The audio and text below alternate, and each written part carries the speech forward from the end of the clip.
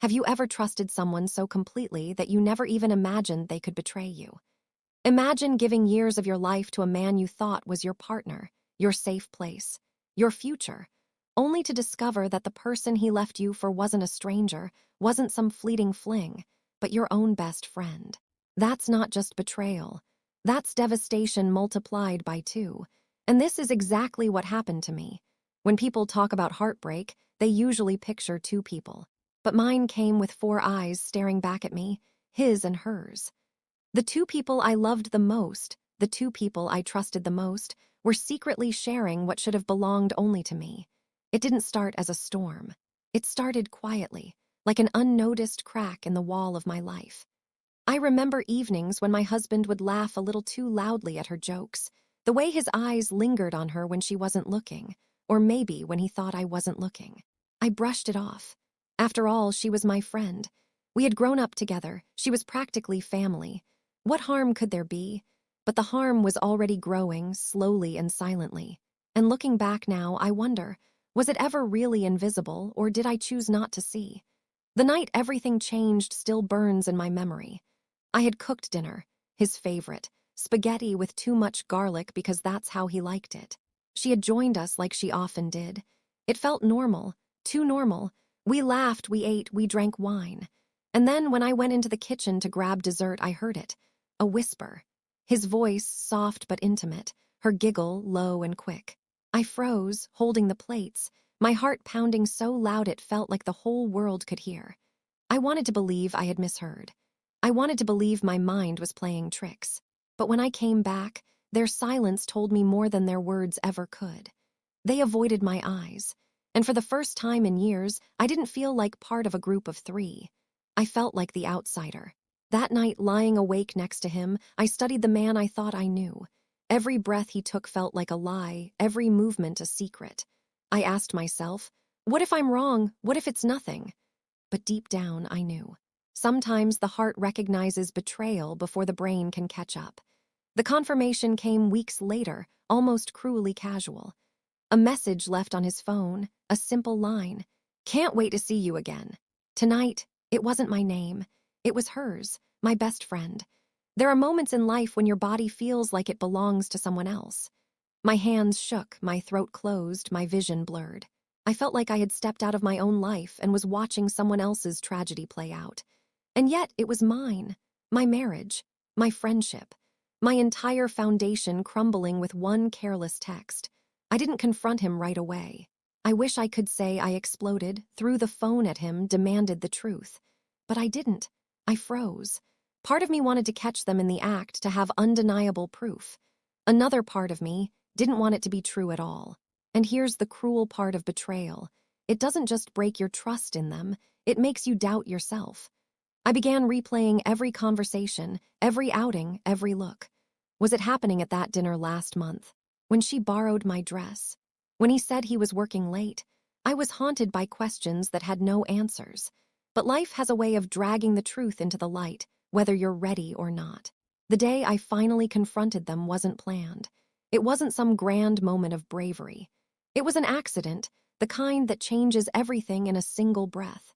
She had stopped by the house unexpectedly, her excuse as casual as ever. Just dropping off that book you lent me.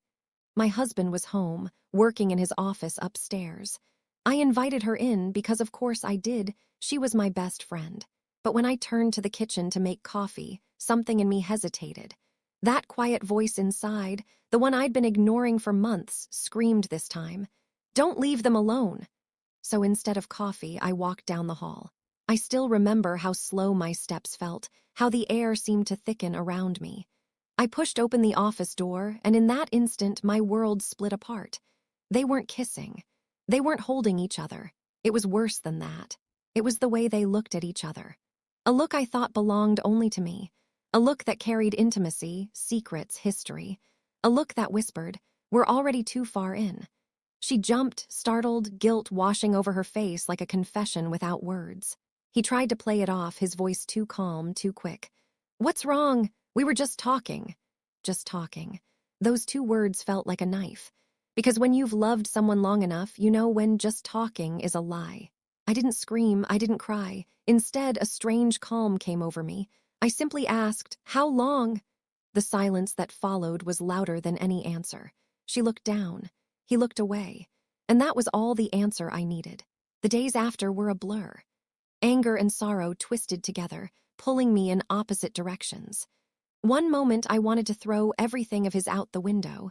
The next I wanted to curl up and beg him to tell me it wasn't real. Betrayal doesn't follow logic. It's messy, raw, chaotic. What hurt most wasn't even the cheating itself. It was who he cheated with. My best friend. The person who had stood beside me through heartbreaks, family fights, late-night secrets. The person who knew my weaknesses, my fears, my dreams. She hadn't just betrayed me as a friend, she had used that trust to step into my marriage. At night, I lay awake, replaying their laughter, her visits, his late nights. And the cruel question that echoed in my head was always the same. Was I blind, or was I just too willing to see the best in them? I wanted closure. I wanted him to admit it, to face what he had done. And when I finally cornered him with the message, with the looks, with her sudden distance after that day, he broke. Not with tears, not with apologies, but with resignation. I didn't mean for it to happen, but I love her. 4 words, that was it. No grand explanation, no desperate plea to fix things. Just a simple statement that shattered everything I thought I knew about my life. He moved out within a week. She disappeared from my life too, leaving behind silence where once there had been laughter. 2 ghosts, haunting me without ever stepping foot in my home again. But here's the thing no one tells you about betrayal. The hardest part isn't losing them. It's losing the version of yourself that trusted so easily. In the weeks that followed, my house felt like a stranger's home. Every corner carried echoes of a life that no longer existed. The dent in the sofa where he used to sit, the perfume bottle she had once borrowed and never returned, even the framed photos on the walls. They weren't memories anymore, they were reminders. Constant, piercing reminders that the life I thought was mine had already been stolen long before I realized it. People often say, "Time heals." But in those first weeks, time felt like an enemy. Every morning I woke up, there was a split second of peace before the weight of betrayal came crashing down again. It was like drowning, coming up for air, only to be pulled under all over again. And then came the questions. Endless, merciless questions. Was I not enough? Did I miss the warning signs? Was every smile, every kiss, every promise we shared nothing more than an illusion? My mind became a courtroom, and I was both the judge and the condemned, replaying the evidence over and over, searching for some hidden truth that could make it all make sense. But it never did. What I realized, though, was that betrayal doesn't just rip away love, it forces you to see yourself differently. I wasn't just a wife who lost her husband, or a friend who lost her closest confidant. I became a stranger to myself, someone I didn't fully recognize. But slowly, very slowly, anger began to replace the sorrow. And anger, for all its fire, carries a strange gift. It pushed me to stand up, to stop asking, "Why me?" and start asking, "What now?" I started small. I took down the photos. I boxed up his clothes, her gifts, anything that carried their fingerprints. Each item felt like a battle won, a piece of control reclaimed. My nights were still heavy, my days still raw, but those small victories mattered. And somewhere in that haze of grief and rage, a deeper realization began to grow. Their betrayal said more about them than it ever did about me. It was their weakness, their choice, their inability to honor trust. I wasn't broken, I was wounded. And wounds, unlike broken glass, can heal. Still, I would be lying if I said I didn't miss them, both of them, in fleeting moments. That's the cruelest trick of the heart. It remembers the warmth even when it knows it was a fire that burned you. But perhaps the most painful question remained. If your partner and your best friend can betray you, who can you ever trust again? There's a moment, after enough nights of crying yourself to sleep, when the tears simply stop coming. Not because the pain is gone, but because your body finally refuses to carry the storm any longer. That moment came for me one morning as I sat at the kitchen table, staring at an untouched cup of coffee. For the first time, I didn't feel the sharp sting of loss. I felt empty. And strangely, that emptiness was a kind of relief. It was then I realized something important. I couldn't keep giving them power over me. Every tear shed, every sleepless night, every self-blaming thought, it was all energy I was still feeding into their betrayal. And they didn't deserve it. So I made a decision. A small one, but a start. I walked out of the house. No plan, no destination. Just me, the open air, and the quiet hum of life carrying on around me. People laughing in a cafe, children running in the park, strangers walking dogs. The world hadn't ended, even if mine felt like it had. And that truth mattered. I began taking long walks every day, letting my mind unravel the knots of hurt. Sometimes I cursed his name under my breath. Sometimes I imagined conversations with her where I finally said all the words I hadn't. Other times, I said nothing at all. But each step felt like reclaiming a piece of myself that had been lost. And in those walks, I began asking different questions. Not why did they betray me, but what do I want now? Not how could I ever trust again, but what would it mean to trust myself first? Slowly, I found small pieces of joy again. A favorite song that didn't remind me of them. Cooking a meal just for me, exactly how I liked it. Reaching out to old friends I had neglected because I had been too busy keeping up with my marriage, with her friendship. It was like rediscovering parts of my soul I had forgotten existed. One evening, as the sun dipped low and painted the sky in fire, I had a realization that felt almost like freedom.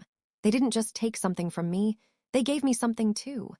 They gave me the chance to start over, to rebuild a life without lies, without masks, without shadows. A life that belonged only to me. Of course, the scars remain. Even now, a passing thought or a familiar smell can pull me back into the memory of that office door, that message, that betrayal. But scars are proof that healing happened. They are reminders of battles survived, not just wounds inflicted. And perhaps the greatest lesson of all was this. Betrayal may break your trust in others, but it can also awaken a deeper trust in yourself. The trust that you can endure, that you can rebuild, that you are stronger than the people who tried to break you. Months passed, and with them, the raw edges of pain began to soften. The house no longer felt like a graveyard of memories, it felt like mine again.